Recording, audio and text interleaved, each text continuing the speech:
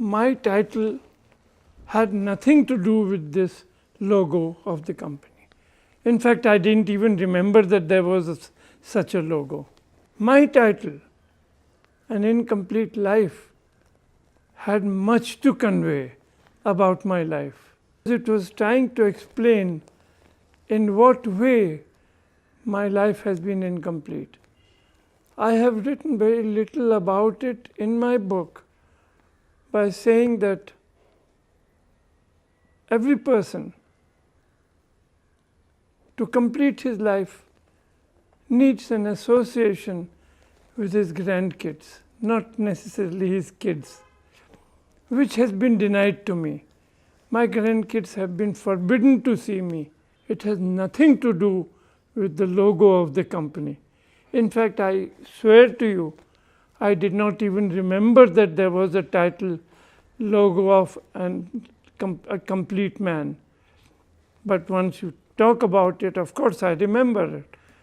But it had nothing to do with that, because the subject is not the same. A complete man, from Raymond's point of view, is to define that the clothing that we are providing you make you a complete man. Whereas my book has nothing to do with clothing. My book has to do with my life. No father would expect to be treated the way I am being treated. Nobody would. Even you wouldn't. Doesn't matter how tolerant you are, how understanding you are, how responsible you are, you would never expect to be treated the way I have been treated by my son. He prefers to live in a 36-story building alone. And he promised this to me in writing, and my two nephews, that he will give us accommodation there of the same size as we had in the old JK house. What happened?